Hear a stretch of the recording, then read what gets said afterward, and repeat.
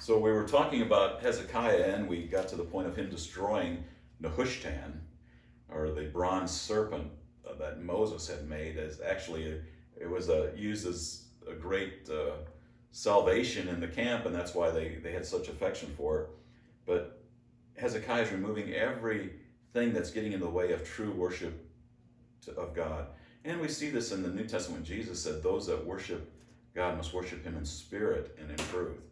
And so often we want to put, idols, icons, something, a tree, a holy site, and we worship it. We worship that. Even in this case, the thing that was used so much in the salvation of a nation, they began to worship it instead of the God who saved them. In verse 5 of 2 Kings 18, it says, Hezekiah, he trusted in the Lord, the God of Israel, so that after him there was none like him among all the kings of Judah, nor among those who were before him. So here it said this Hezekiah, there was nobody like him. I mean, that's interesting because David came before him. There's not many. Josiah came after him. So there were two really amazing kings. But he says, Hezekiah, there was nobody like him after him, no one like him before him.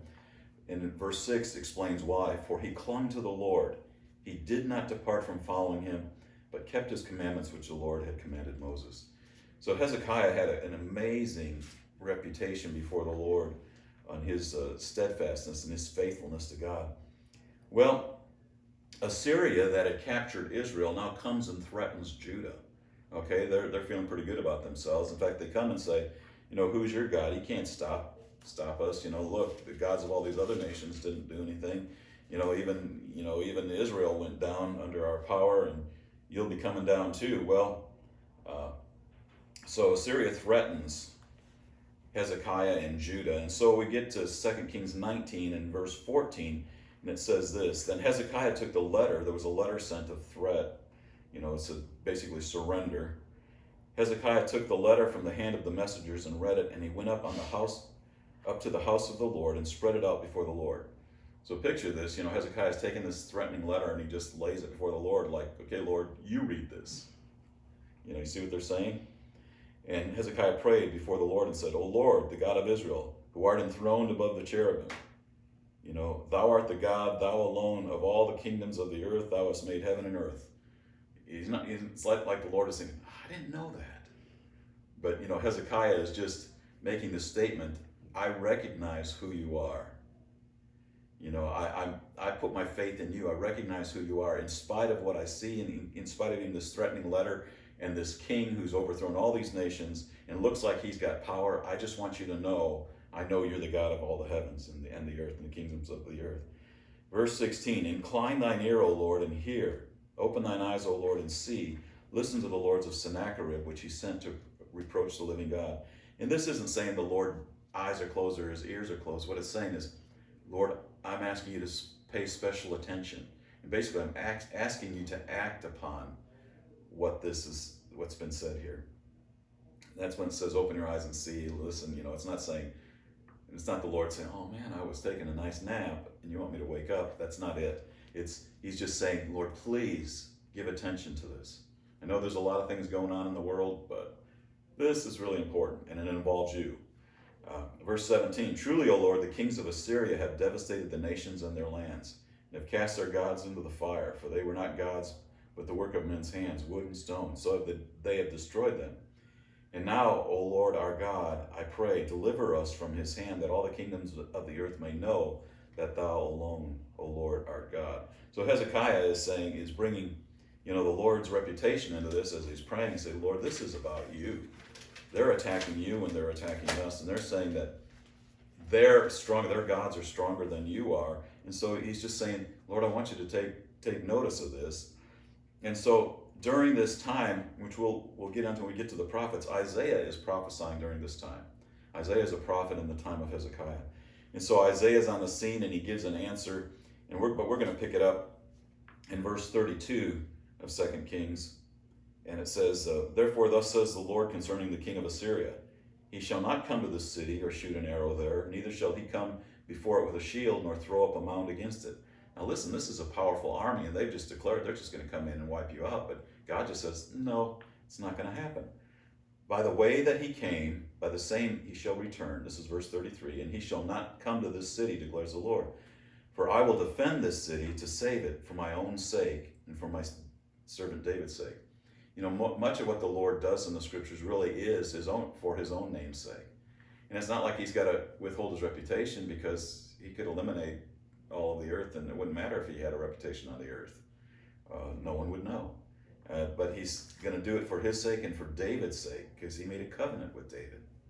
And then it says in verse 35, then it happened that night that the angel of the Lord went out and struck 185,000 in the camp of the Assyrians.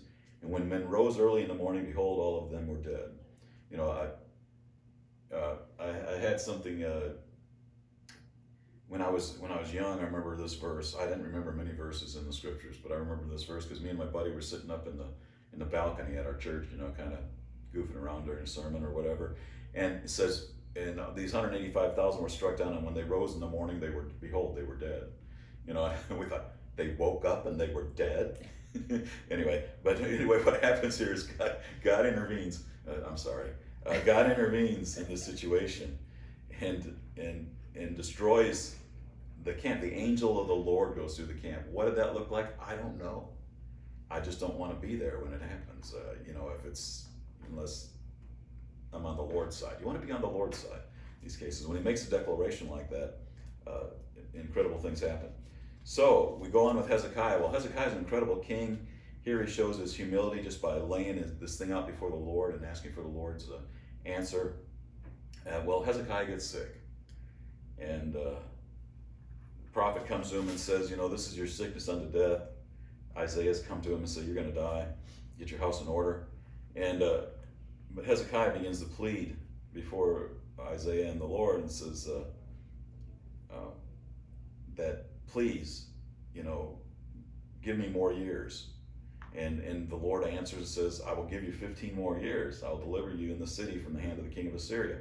And then in verse 8 it says, now Hezekiah said to Isaiah, what will be the sign that the Lord will heal me, that I shall go up to the house of the Lord on the third day? And Isaiah said, this shall be the sign to you from the Lord, that the Lord will do the thing that he has spoken. Shall the shadow go forward 10 steps or back 10 steps? So he says, the Lord's going to do what he said. He's going to give you 15 years of life. What do you want to happen on the shadow and the steps? Do you want the shadow suddenly to go forward 10 steps or go backwards 10 steps? So Hezekiah answered, it is easy for the shadow to decline 10 steps, but no, let the shadow turn backward 10 steps. So he's saying, make it like the sun goes backwards instead of forward. Okay? This is one of the incredible signs of the Old Testament. In verse 11, Isaiah the prophet cried to the Lord, and he brought the shadow on the stairway back 10 steps, of which it had gone down on the stairway of Ahaz. And you say, how did that happen? And I say, I don't know. But it convinced Hezekiah that what was said by Isaiah was going to be true, and that he was going to live another 15 years. During those extra 15 years, though, what happens is Hezekiah gives birth to a son whose name is Manasseh. And we know that because he had 15 years extra. And we read in chapter 21, Manasseh was 12 years old when he became king. So Hezekiah died after that 15 years. Manasseh becomes king. Well, Hezekiah was born within that 15-year period. The unfortunate thing about that is we read in verse 3 of chapter 21,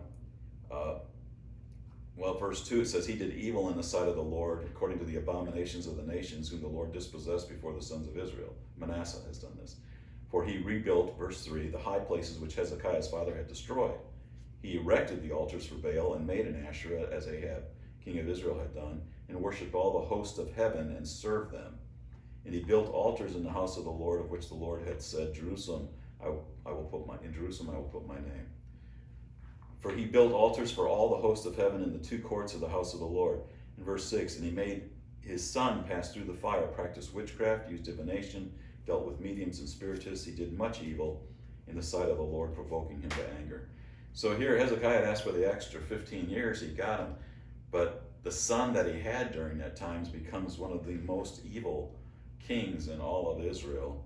And he brings back everything that Hezekiah had destroyed, even bringing back the spiritists and witches. He builds altars to foreign gods in the temple.